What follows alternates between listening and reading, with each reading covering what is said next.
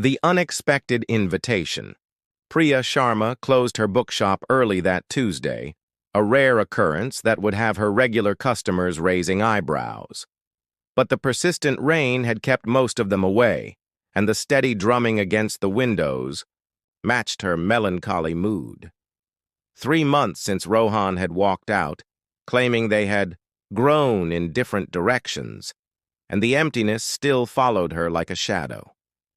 Her phone buzzed as she locked up. Divya's name flashed on the screen, her cousin who called only when she wanted something. "Priya, I need a huge favor." Divya's voice came through, breathless and panicked. "Naina's destination wedding in Jaipur is this weekend, and her bridesmaid Anjali just broke her leg skiing in Switzerland. We need someone to fill in, just for photos and the choreographed dance. Please say yes." Priya pressed her fingers against her temple. "I haven't been to a wedding since Rohan, I know. But it's been 3 months, and this could be exactly what you need. 3 days in a heritage palace, free food, fancy clothes. Consider it a vacation where you occasionally have to smile for photos." The thought of pretending to be joyful at a celebration of love made Priya's stomach turn, but the alternative, another weekend alone in her apartment with only her books and memories for company, suddenly seemed worse. "Fine," she sighed, "but I'm not giving a speech or catching any bouquets." Thursday morning found Priya dragging her suitcase through Jaipur International Airport, scanning the crowd for Divya. Instead, she spotted a tall man holding a sign. With her name, his expression caught between boredom and amusement. "Priya Sharma?" he asked as she approached. "I'm Vikram Malhotra, the best man. Divya sent me to collect you. She's trapped in last-minute wedding chaos." Up close, Vikram was undeniably handsome. Warm brown eyes, a jawline that could cut glass, and a smile that seemed to hide secrets. Not that Priya was noticing. "Sorry you got stuck with airport duty," she said, following him to the parking lot. "Better than listening to the groom panic about his vows for the 15th time," Vikram replied, lifting her suitcase into the trunk with ease. "Besides, I've heard a lot about the mysterious cousin who runs the most charming bookstore in Delhi. All good things, I hope?" "Mostly. Though Divya mentioned you're somewhat of a romance skeptic these days." Priya stiffened. "I sell romance, novels for a living. I just don't believe in the happily ever after for myself anymore." Vikram studied her for a moment. "Fair enough. I'm not exactly leading the romance fan club myself." The drive to the Palace Hotel passed with surprising ease, their conversation flowing from books to music to the merits of Jaipur's famous Lal Mas. Vikram, she learned, was a restoration architect who specialized in heritage buildings. "So, you save beautiful things from falling apart," Priya observed. Something flashed in his eyes. "I try. Sometimes things are too damaged to salvage." The palace appeared on the horizon, its pink sandstone walls glowing in the afternoon sun. As they pulled through ornate gates, Priya saw dozens of people hurrying about with flowers, fabrics, and trays of sweets. "Welcome to Wedding Madness," Vikram said, parking. "Just so you know, we're paired for the ceremonies. I hope that's not a problem." Before Priya could respond, Divya appeared, resplendent in a turquoise lehenga, her arms outstretched. "You're here, thank goodness. We have your fittings in an hour and dance rehearsal tonight." She grabbed Priya's hands. "Don't worry, Vikram is the best dancer in the wedding party. He'll make you look good." Vikram caught Priya's eye with a slight smile. "I think she'll do just fine on her own." As Divya whisked her away, Priya glanced back. Vikram still stood by the car, watching her go with an expression she couldn't quite decipher. For the first time in months, she felt a flicker of something, other than sadness, curiosity perhaps, or maybe something more dangerous. Rehearsals and revelations. The palace courtyard transformed into a makeshift dance floor as evening fell. Fairy lights strung across ancient stone arches casting a golden glow over the wedding party. Priya stood awkwardly at the edge, wearing borrowed clothes, a simple kurta and churidar that Divya had thrust into her arms, feeling like an imposter among the laughing, comfortable group who clearly knew each other well. "Don't look so terrified," Vikram appeared beside her, now dressed in a navy blue kurta with subtle silver embroidery. "It's just dancing, not defusing a bomb." For someone who's spent the last 3 months avoiding social gatherings, this feels equally dangerous, Priya replied, tugging at her sleeves. The choreographer, a flamboyant man named Rajesh, clapped his hands for attention. "Places, everyone! Bride's side on the left, groom's on the right. We'll start with the basic steps for the Sangeet performance." As they took their positions, Priya whispered, "I should warn you, I have 2 left feet." "Lucky for you, I have 2 right ones." Vikram winked, placing his hand lightly on her waist. "Just follow my lead." The music began, a fusion of classical and contemporary that filled the night air. To Priya's surprise, her body remembered rhythms she thought long forgotten. Vikram was indeed an excellent dancer, his movements precise yet fluid, guiding her with subtle pressure from his hand. When she stumbled on a complicated turn, his steady grip kept her upright, his expression never changing from quiet encouragement. "You've done this before," she observed during a water break, both of them slightly breathless. "7 weddings as best man in the past 3 years, he admitted. "You pick up a few skills along the way." 7? That's a lot of commitment to other people's happiness. Something shifted in his expression. Or a lot of watching from the sidelines. Before she could question him further, they were called back for the next sequence. This one required closer contact, arms intertwined, faces inches apart. Priya felt heat rising to her cheeks that had nothing to do with exertion. "Relax," Vikram murmured, his breath warm against her ear. "Everyone's too busy worrying about themselves to notice us." But as the night progressed, Priya caught several knowing glances from Divya and giggles from the other bridesmaids. By the final run-through, she'd mastered most of the steps, and something else had changed. A comfort had developed between her and Vikram, a silent communication of small smiles and raised eyebrows when someone missed a cue. After rehearsal, the wedding party migrated to the palace rooftop terrace for dinner. Priya found herself seated beside Vikram, their shoulders occasionally brushing as they reached for dishes. "So," she ventured, "restoration architecture. How does someone fall into that career?" Vikram swirled his glass of wine thoughtfully. "My grandfather was a master stone carver who worked on heritage buildings. As a child, I'd watch him transform rough stone into intricate jarokas and jalis. There's something powerful about preserving beauty that would otherwise be lost to time. That's unexpectedly poetic for someone who presents himself as so practical." His laugh was low and genuine. "There's the architect's pragmatism, and then there's why we do it. The why is always a bit poetic, isn't it?" As dinner stretched into the late hours, they discovered shared loves: historical fiction, 90s Bollywood soundtracks, early morning chai at roadside stalls, and shared dislikes: pretentious coffee shops, social media performativity, people who dog-ear book pages. "What about your bookstore?" Vikram asked. "Was that always the dream?" Priya traced the condensation on her glass. "Actually, I was halfway through a PhD in literature when my parents died. The store was theirs. I took over thinking it would be temporary, but—" She smiled faintly. "Books were their love language to each other, and somehow keeping their collection alive kept them with me." Vikram's hand moved imperceptibly closer to hers on the table. "And Rohan? Was he part of that world?" The name still caused a dull ache. "He was a regular customer who became more. He said he loved the romance of a bookstore owner who believed in happy endings." Her laugh held no humor. "Ironic, considering he left for his publishing house colleague the moment his career took off." "His loss," Vikram said quietly. Some people can't see the masterpiece right in front of them. Their eyes met, held for a heartbeat too long before Priya looked away, suddenly conscious of the late hour and the dwindling crowd. "We should probably get some rest," she said, rising from her chair. "Big day tomorrow with the Mendi ceremony." Vikram nodded, walking her to her room in comfortable silence.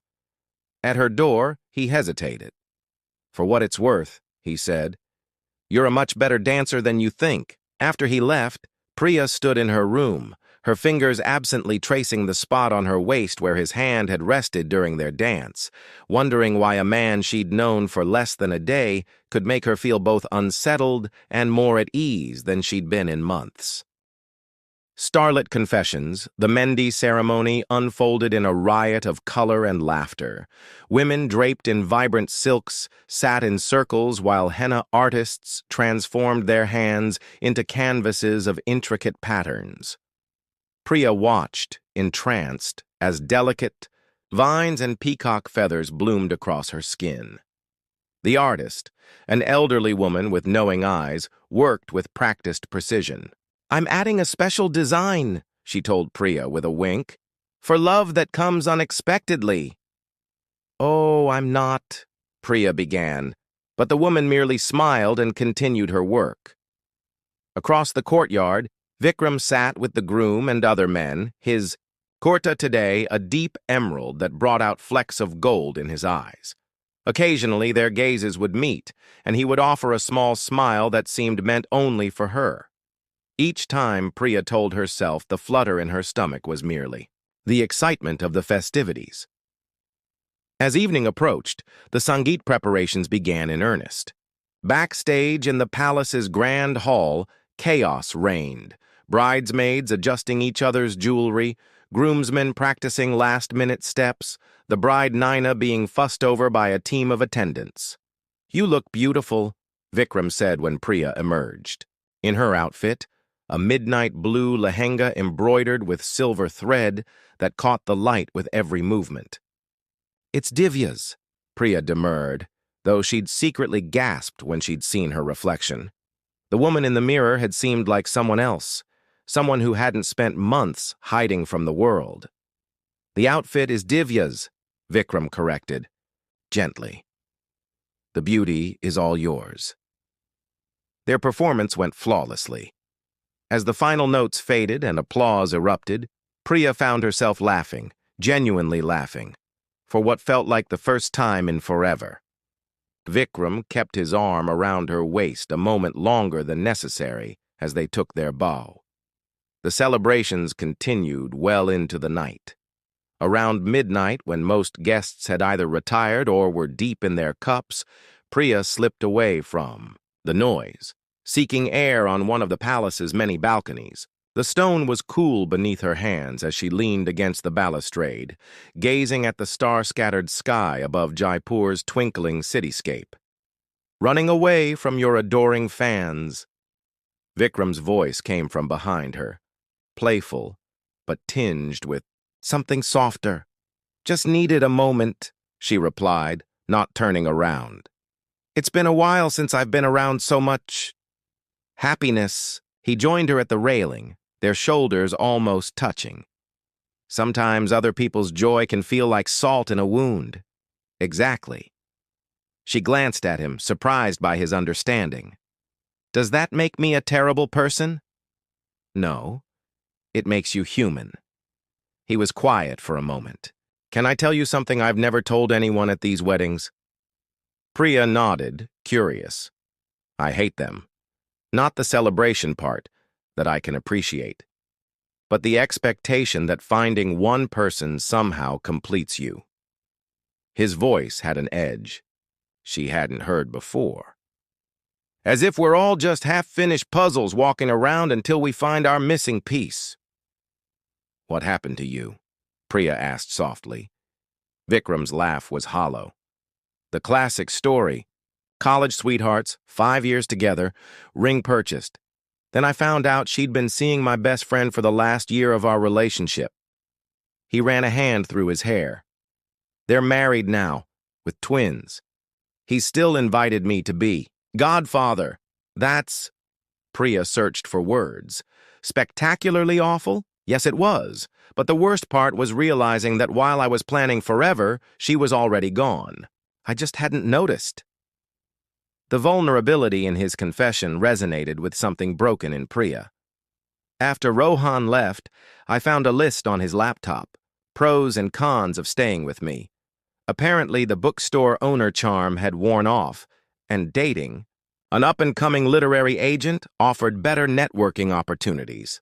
People can be breathtakingly callous. It wasn't even the betrayal that hurt most, Priya admitted. It was discovering that what I thought was real had been an illusion all along. They stood in silence, the weight of shared pain creating a bridge between them. Above, a shooting star streaked across the sky. "Make a wish," Vikram said. Priya closed her eyes, surprised to find that what came to mind wasn't about forgetting the past, but about possibilities ahead. When she opened them, Vikram was watching her with an intensity that made her breath catch. "What did you wish for?" he asked, his voice low. "If I tell you, it won't come true." His hand found hers on the stone balustrade, his thumb tracing circles, on her wrist just below her mehendi. Some wishes are stronger when shared. The air between them seemed to vibrate with unspoken words. Priya felt herself leaning toward him almost unconsciously, drawn by a force that defied logical explanation. Vikram's free hand came up to touch her cheek, feather light. A burst of laughter from inside broke the moment. They stepped apart as a group of wedding guests stumbled onto the balcony, oblivious to what they'd interrupted. "We should probably get some rest," Vikram said, echoing her words from the previous night. As they walked back through the palace corridors, their hands brushed occasionally, each contact sending sparks along Priya's skin. At her door, they paused, the air heavy with possibility. "Good night, Priya," Vikram said finally, his voice husky. "Good night," she replied, watching him walk away and wondering why her room suddenly felt like the loneliest place in the world. The wedding day. Dilemma morning broke over Jaipur in a watercolor wash of pinks and golds, the sun blessing the wedding day with perfect weather. Priya stood by her window, watching gardeners arrange marigold garlands in the courtyard below. Her phone buzzed with a text from Vikram. "Coffee on the East Terrace? The sunrise view is worth the early hour."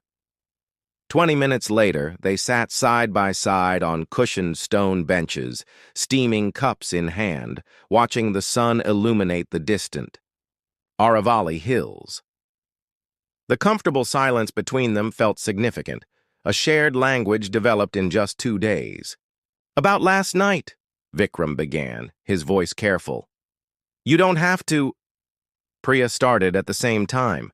They both laughed, the tension easing. "I just wanted to say," Vikram continued, "that talking with you, it helped. I haven't been that honest with anyone in a long time." Priya nodded, understanding completely. "It's easier sometimes with strangers." "Is that what we are? Strangers?" His eyes held hers, questioning. Before she could answer, Divya appeared, breathless and frantic. "There you are. The makeup artists are waiting, Priya. And Vikram, the groom, is having a full meltdown about his turban. Wedding day chaos has officially commenced." The morning dissolved into a whirlwind of preparations. Priya found herself swept from hairstyling to makeup to being draped in an elaborate rose gold lehenga that weighed nearly as much as she did. Through it all, she caught only glimpses of Vikram, directing photographers, calming the groom's nerves, handling last-minute crises with unflappable efficiency. The Bharat procession arrived with fanfare, drums beating, family dancing, the groom atop a white horse looking equal parts terrified and elated. Priya stood with the bride's side, watching Vikram lead the celebrations, his energy infectious as he pulled reluctant uncles and shy cousins into the dance. During a lull in the ceremony, as priests prepared for the next ritual, Vikram appeared beside her, resplendent in a structured sherwani that emphasized his broad shoulders. "Having fun yet?" he asked, offering her a glass of water. "Surprisingly, yes," she admitted. "Though I'm still an imposter in all this finery." His eyes traveled over her, with unmistakable appreciation. "You look like you belong in a palace. Perhaps in another life you were a princess." "And you, my loyal architect?" she teased, surprised by her own boldness. More likely a court poet, writing verses about beauty he could observe but never possess. The weight of his words hung between them, too honest for casual flirtation. Before Priya could respond, a commotion at the entrance drew their attention. Her heart stopped. Rohan stood in the doorway scanning the crowd. His eyes locked on hers with recognition, then surprise. Beside him was a slim woman in designer wear. The colleague, Priya presumed. "Excuse me," she mumbled to Vikram, turning away quickly, but not before he caught the change in her expression. "What's wrong?" he asked, concern evident. "Nothing. Just someone I need to avoid." Understanding dawned on his face as he followed her gaze. "Ex-boyfriend?" Priya nodded miserably. "What is he even doing here?" "He knows the bride," Divya appeared, having overheard. "He's her publishing contact. I didn't think he'd actually come. He RSVP'd no." She squeezed Priya's arm. "Want me to have security escort him out? I totally would." "No." Priya straightened her shoulders. "I'm not going to let him ruin this." But as the ceremony continued, she felt Rohan's occasional glances like pinpricks on her skin. Worse, she saw Vikram noticing those glances, his expression growing more reserved with each passing hour. The easy connection they'd shared seemed to be receding like an outgoing tide. During the reception, Rohan approached while Vikram was called away to organize the speeches. "Priya," he said, his familiar voice sending unwelcome shivers through her. "You look amazing." "Thank you," she replied stiffly. "Enjoying the wedding?" "It would be better if you'd talk to me properly." His smile was the same one that had once made her heart race. "I've missed you, you know. The bookstore isn't the same without you. I'm sure your girlfriend keeps you adequately supplied with reading material." He had the decency to look embarrassed. "Shreya and it's complicated. I made a mistake. Priya. I've been thinking a lot about us lately." A month ago, these words might have affected her. Now they rang hollow. "There is no us, Rohan. Not anymore." His hand caught her wrist as she turned to leave. "Just hear me out. We had something special. The timing was wrong, but maybe now—" "Everything all right here?" Vikram's voice cut through the tension, his tone pleasant but his eyes hard as they fixed on Rohan's hand still gripping Priya's arm. Rohan released her immediately. "Just catching up with an old friend." "Well, your old friend is needed for photos," Vikram said, offering Priya his arm with deliberate formality. She took it gratefully, allowing him to lead her away. Once out of earshot, she exhaled shakily. "Thank you for the rescue." Vikram's jaw was tight. "No problem, though it seemed like maybe you were interested in what he had to say." "What?" "No, It's fine, Priya. You have history with him. I understand." "You clearly don't," she said, frustration rising. "Look," he sighed, running a hand through his hair. "These 3 days have been unexpected. But we both know this isn't real life. Monday morning, you'll go back to your bookstore, and I'll return to my restoration projects. Whatever this is between us, it's just a wedding bubble." His words stung with an intensity that shocked her. "Is that what you think? That I'm just passing time with you until something better comes along? Aren't you? Isn't that what we're both doing?" There was something raw in his voice. "People like us, Priya, we're the ones who get left. We're not the ones who get fairy tale endings." Before she could respond, the wedding planner appeared, insisting they were needed for the final group photographs. They stood side by side, smiling for the camera, while an ocean of unspoken words swelled between them. As the night progressed, Priya watched Vikram withdraw, still gracious, still performing his best man duties perfectly, but the warmth in his eyes when he looked at her had dimmed. He danced with bridesmaids, charmed elderly aunties, but maintained a careful distance from her. Near midnight, she found herself alone at a table, watching couples sway on the dance floor. Rohan approached again, slightly intoxicated and more persistent. "One dance," he pleaded, "for old time's sake."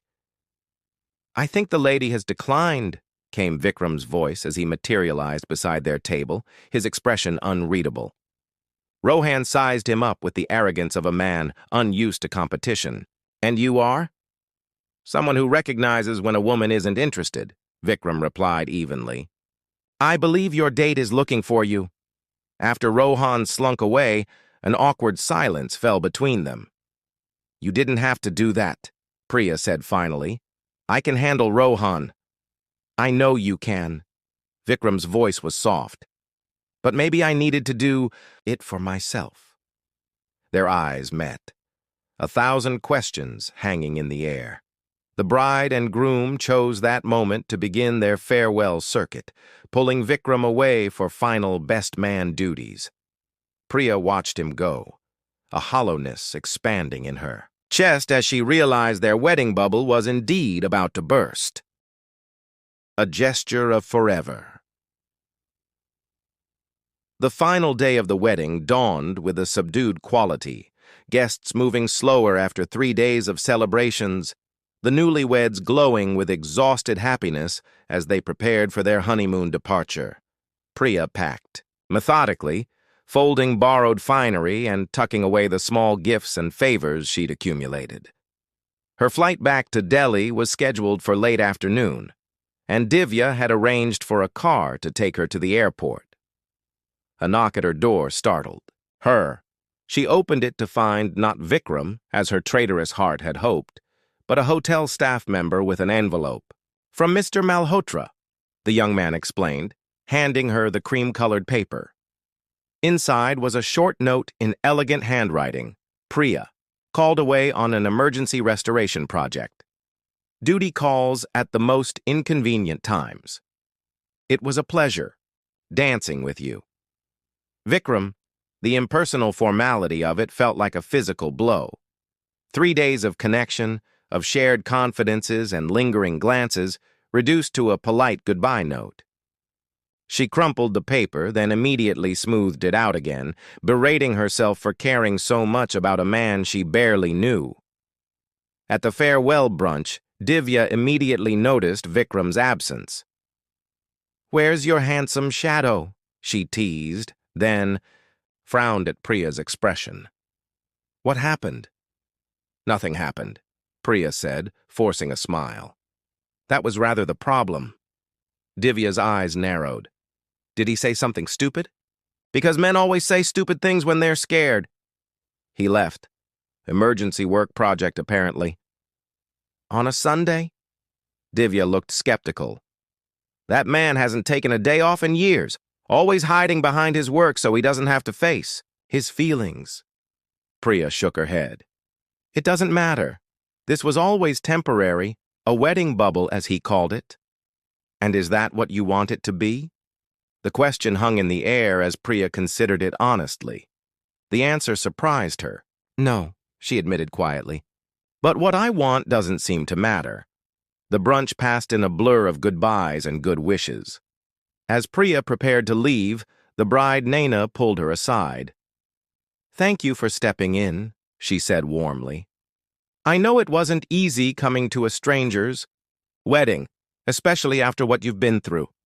"It was my pleasure," Priya replied, and realized she meant it. Despite the confusing emotions of the past days, she felt more alive than she had in months. Her car was waiting at the palace entrance. As the driver loaded her suitcase, Priya took a final look at the grand building that had been the setting for such unexpected feelings. Part of her wanted to linger, as if Vikram might suddenly appear, but she knew fairy tales weren't real. Hadn't her own experience proven that? The drive to the airport was silent, Priya lost in thoughts of what might have beens. As they approached the departures terminal, her phone buzzed with a text from an unknown number. Turn around.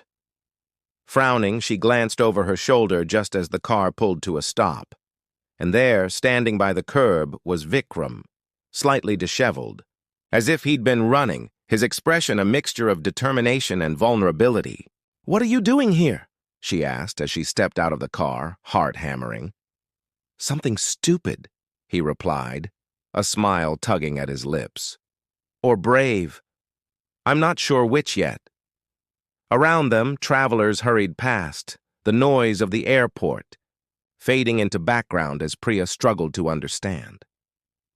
"But your note, the emergency project—" "There is no project," he admitted. "I ran away because I was afraid. Afraid of feeling something real again. Afraid you might still want your ex." He took a step closer. "Afraid that when you left today, I'd never see you again, and I'd spend the rest of my life wondering what might have happened if I'd been brave enough to ask you to stay." "Ask me to stay?" "Not just in Jaipur," he clarified quickly, "but in my life. I know it's fast and probably crazy, but these 3 days with you have felt more genuine than years of dating other people, and I don't want it to end." Priya's mind raced, caution warring with the undeniable pull she felt toward this man. "How would it even work? My life is in Delhi, yours is here." "I have projects all over India," he interrupted, "including a 19th century Haveli restoration starting next month in Old Delhi." His eyes held hers, hopeful but uncertain. "I'm not asking for forever right now. Just a chance. Dinner when I'm in Delhi. Phone calls. A real date where we're not pretending to be part of someone else's love story." The honesty in his voice touched something deep within her, a part she thought had died with Rohan's betrayal. "This is insane," she whispered. "We barely know each other. And yet I feel like I've been waiting to meet you my whole life." He took her hands in his touch sending warmth through her entire body. Maybe sometimes the universe gets it right, putting two broken pieces in the same place at the same time. A flight announcement echoed overhead, reminding Priya of decisions to be made. The practical part of her brain listed all the reasons this was a terrible idea. Long-distance relationships never worked. They were both still healing from past heartbreaks. 3 days was not enough time to know someone, but her heart recognized something her brain couldn't quantify. A resonance, a harmony, a sense of possibility that she'd thought forever lost. "One condition," she said finally. Vikram raised an eyebrow, waiting. "No more running away when things get scary. We talk, even when it's hard, especially when it's hard." His smile bloomed slowly, transforming his entire face. "Deal." "And one more thing," she added, stepping closer. "I believe you owe me a proper goodbye from last night." Understanding lit his eyes. Slowly, giving her every chance to pull away, he leaned down. Their lips met in a kiss that felt like both a beginning and a homecoming. Gentle at first, then deepening with shared longing. When they finally broke apart, breathless and smiling, Vikram pressed his forehead to hers. "So, Miss Sharma, what now?" Priya glanced at the airport, then back at the man whose unexpected presence had awakened her dormant heart. For once, the future didn't seem like a place to fear, but a story waiting to be written. Together. "Now," she said, lacing her fingers. With his, "We start writing our own love story, no stand-ins required."